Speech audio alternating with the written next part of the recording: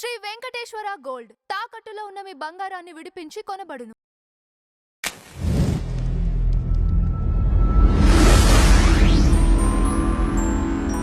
మీరు చూస్తారా చైతన్యాన్ని? చూస్తారా చెప్పండి? పరమాత్మని చూస్తారా? చూడొచ్చు.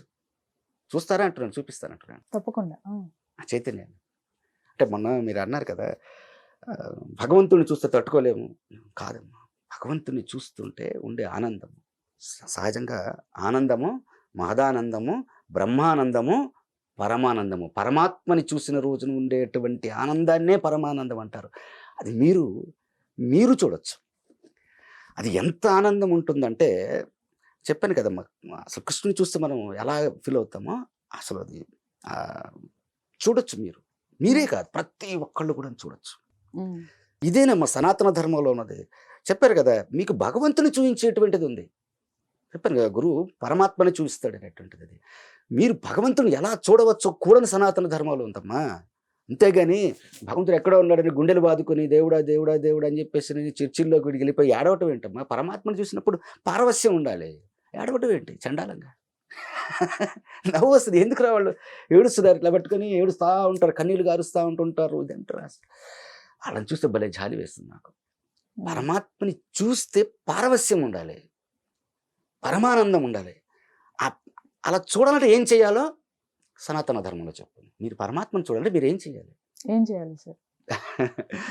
సింపుల్, ఉపవాసం అంటారు. ఓకే. అంటే ఉపవాసం అంటే చాలామందికి తెలియదు. ఉపవాసం అంటే లేదండి వాళ్ళని భోజనం చేయను, 1 లీటర్ పాలు తాగుతాను, 2 కేజీలు ఫ్రూట్స్ తింటాను అంటారు. అది కాదమ్మా ఉపవాసం అంటే. ఉపవాసం, వాసం అంటే నివాసం, ఉపనివాసము. ఏంటి ఉపనివాసం అంటే, ఇది బాహ్య ప్రపంచంలో ఇప్పుడు మనం నివసిస్తున్నాం. మన మనసు అనేటువంటిది ఈ 5 జ్ఞానేంద్రియాల ద్వారా మొత్తం అంతా చూస్తూ ఉంది.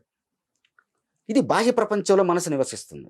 ఈ మనసు ఎప్పుడైతే మన లోపల ఉన్నటువంటి ఉప ప్రపంచంలో నివసిస్తుందో, అంటే మన చైతన్యం, ప్రాణం, చైతన్యం మనం ఇక్కడ ఉంది, బయట ఉంది.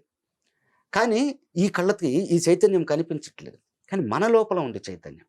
ఆ చైతన్యాన్ని చూడటం, ఆ చైతన్యంలో ఉండటం. బాహ్య ప్రపంచం అంటే బాహ్య చైతన్యంలో ఉండనాము.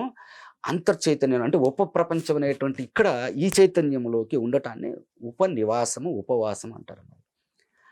మరి ఎలా ఉండగలరు అక్కడికి వెళ్ళి? అలా ఉండాలి అని అంటే చేయాల్సినటువంటిది ఉపవాస దీక్ష చేయాలి. ఉపవాసంలో ఒకరోజు ఉంటారు. ఆ ఉపవాసంలో ఉండటం కోసం ఒక దీక్ష చేయాలంటే మనల్ని మనము సరి చేసుకోవాలి. దీనికోసం ఒక స్టోరీ చెప్తాను.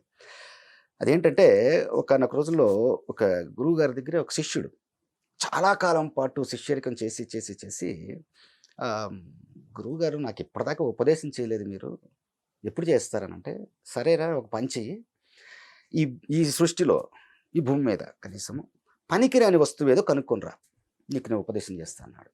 ఇంకా వెళ్ళాడు, మొత్తం చూస్తున్నాడు పంది, దీనికి ఫలానా, ఇది ఫలానా పులి, దీని వెంట్రుక పనికి వస్తుంది, దీని గోరు పనికి వస్తుంది, దీని చర్మం పనికి వస్తుంది, అన్నీ చూసుకుంటూ ఉన్నాడు.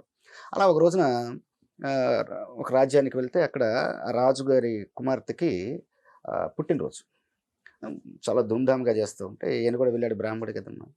పిలిచారు, చక్కగా పంచభక్ష పరమాణాలు తిన్నాడు, అంతా అయిపోయింది. సాయంత్రం వెళ్ళాడు, ఆయనకి మోషన్స్ చూశాడు, మలం ఏంది ఇంత చండాలని వాసన వస్తుంది, ఇది పంది మలము, కోడి మలము, అన్ని మలాలు కూడా ఎరువుగా పనికొస్తాయి. మనిషి మలం ఏ చెట్టు మీదన పడితే, అది మొక్క మీదన పడినా అది మాడిపోతుంది. ఓహో, మనిషి మలం పనికిరాందని రాసుకుంటున్నాడు అతను. అది మలం మాట్లాడిందంట, ఒరే దుర్మార్గుడు ఎంత పని చేస్తున్నారు అని. కొన్ని గంటల క్రితం నేను మంచి సుగంధ పరిమళాలు విదజల్లేటువంటి ఒక ఆహార పదార్థంగాను, ఎంత స్వీట్గా ఒక లడ్డూగాను ఉన్నానురా. నీ శరీరంతో కొద్ది గంటలు సహవాసం చేయటం వల్ల నాకు ఈ దుర్గతి పట్టిందిరా. నీ శరీరం పనికిరాంది, నీ శరీరంలో ఉన్నటువంటి ఆ పరమాత్ముడైనటువంటి చైతన్యం కూడాను యోగ నిద్రలోకి వెళ్ళిపోతుందిరా నీ దెబ్బకి. నీ శరీరం రా పనికిరాంది అన్నాడు. అప్పుడు ఆ జ్ఞానం అంటే, మన వాళ్ళు జ్ఞానం ఇలా నేర్పిస్తారన్నది, జ్ఞానం సూక్ష్మం అంటారు. అప్పుడు గురువు గారికి వెళ్ళి చెప్తే, ఇదిరా, సో నిన్ను నువ్వు సరి చేసుకున్నారు. అంటే మనము తినేటువంటి ఆహారం, ఇప్పుడు జనరల్గా మాంసాహారం తింటారు, అది మన శరీరంలో 72 గంటల పాటు ఉంటుంది. కానీ 5-6 గంటలకు కూలిపోతుంది. అందుకనే మదపు కంప కొడుతూ ఉంటుంది అనమాట శరీరం కూడా, చెమట కూడా. అలాగే వండిన ఆహారాలు తిన్నామనుకోండి, అది బయటికి రావాలంటే 12 గంటల పైన పడుతుంది. కానీ 4, 5 గంటలు, 6 గంటల్లో అది కూడా కుళ్ళిపోతుంది బేసిక్గా. అందుకని మన శరీరము కానీ ఇది కానీ మళ్ళీ కానీ ఒక రకమైన వాసన వస్తూ ఉంటుంది. కానీ రా ఫుడ్, ఫ్రూట్స్, వండని పదార్థాలు, ఇవి పచ్చి కాయగూరలు తినండి, అది ఏంటంటే కొళ్ళాలి అంటే చాలా టైం పడుతుంది. కానీ 8 గంటల్లో బాడీ నుంచి బయటకు వచ్చేస్తుంది. అంటే అప్పుడు ఆ బాడీ అనేటువంటిది ఫుల్ నీట్గాను మంచి స్మెల్ తోటి ఉంటుంది. ఆ స్మెల్ అనేటువంటిది ఎంత అద్భుతంగా ఉంటుందంటే మనకి బయట ఎక్కడ దొరకదు ఆ సెంట్ కూడా దొరకదు. అంత అద్భుతంగా ఉంటుందన్నమాట. అంటే ఆ విధంగా ముందు శరీరాన్ని ప్రతిదాన్ని కూడా ఫస్ట్ చేయాలి. ఇదే దీక్ష అనేటువంటిది. పెద్దగా ఏం చేయాల్సిన పని లేదు. అంటే శరీరం అనేటువంటిది క్లీన్గా ఉండాలి, ఎటువంటి దుర్గంధం లేకుండా ఉండాలి శరీరంలో, లోపల బయట మొత్తం అంతా కూడా అది చేయాలి ఫస్ట్. అలా చేసినప్పుడు మన చైతన్యం మళ్ళీ తిరిగి లోపల ఇదైపోతుంది అనమాట. ఇప్పటివరకు ఏమందంటే షట్ డౌన్ అయిపోయి లోపలికి వెళ్ళిపోయింది. అది ఏదో ఉన్నామంటే ఉన్నాం అన్నట్టుగా. అలా కాదు, ఆ చైతన్యం ఇప్పుడు ఇదవుతుంది. ఆ తర్వాత శంఖ ప్రక్షాళన అంటే యోగాలో వస్తుంది అనమాట. శంఖ ప్రక్షాళన ద్వారా మొత్తం అన్ని పేగులతో సహా మొత్తం అన్ని క్లీన్ చేసేయాలి. ఇక ఉమ్ము కూడా మింగటానికి లేదు. అలాగా బాడీ తయారు చేయాలి. ఇది ఇలాగ వెళ్ళటం కోసం మీకు 15 నుంచి 20 రోజులు శరీర తత్వాన్ని బట్టి 20 రోజులు 40 రోజులు పడుతుంది. ఆ రోజున గోపికలు చేసింది అది. ఆ వ్రతంలో చేసింది అదే అనమాట వాళ్ళు. సో ఎప్పుడైతే మీరు అలాగా ఉన్నటువంటి రోజున ఇక అప్పుడు మీరు పరమాత్మని చూడాలని, you are ready able to see the god. మీరు పరమాత్మను చూడటానికి ఇప్పుడు పిలవండి ఆయన. మీరు పరమాత్మ ఈ చైతన్యాన్ని ఇక్కడ చూడాలనుకుంటున్నాను. నేను ఇంత చండాలం పెట్టుకుని నేను చూడాలనుకోవడం కుదరదు. చూడాలనుకుంటున్నాను. అప్పుడు మీరు ఆయన యొక్క పారవస్యంలోకి వెళ్ళి భజన అంటే సాధన, చూడాలి అనుకుంటున్నానని అసలు వెళ్ళండి. శ్యామ సుందర మదన మోహన రాధే గోపాల్, బృందావన చంద కృష్ణ రాధే గోపాల్. బోలో శ్యామ సుందర మదన మోహన రాధే గోపాల్, బృందావన చంద కృష్ణ రాధే గోపాల్, రాధే గోపాల్ రాధే గోపాల్ అనండి. వెళ్ళండి, ఆ పారవస్యంలోకి వెళ్ళండి. ఏమవుతుందంటే కొంచెం సేపటికి మీరు ఆకలితో ఉంటారు. ఆ రోజు నేను తినరు, ఇంకేం తినకూడదు శంఖ ప్రక్షాళన అయిపోయిన తర్వాత. కొంచెం సేపటికి ఆ ఆకలికి ఏమవుతుందంటే మీకు సహజ సిద్ధంగా చెవులు దిబ్బిళ్ళు ఎత్తేస్తాయి. ఆకలికి చూసారు మీరు, ఆకలికి చెవులు మూసుకుపోతుంది, చెవులు దిబ్బిళ్ళు ఎత్తిపోతాయి.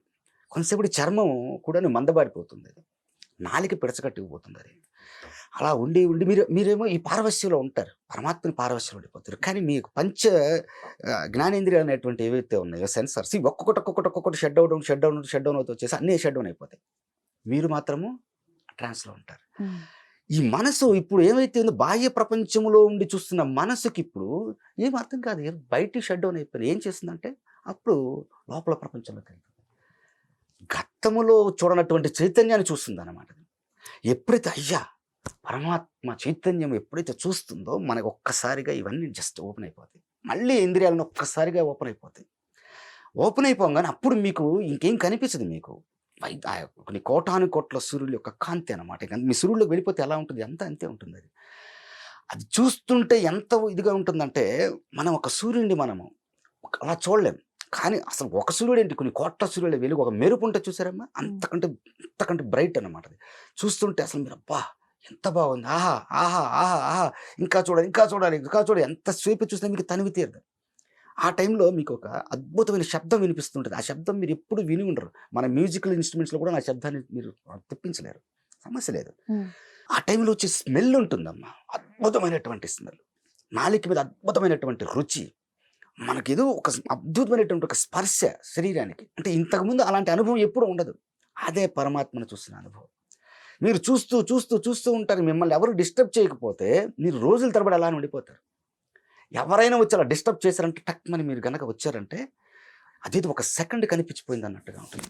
ఒక్క సెకండ్. ఎందుకంటే నేను ఏది ఎవరో చెప్తే నమ్మనమ్మా, అది ప్రాక్టికల్గా ఉంటుంది. నాకు జరిగింది కాబట్టి చెప్తున్నాను, అది నేను చూశాను కాబట్టి చెప్తున్నాను. అది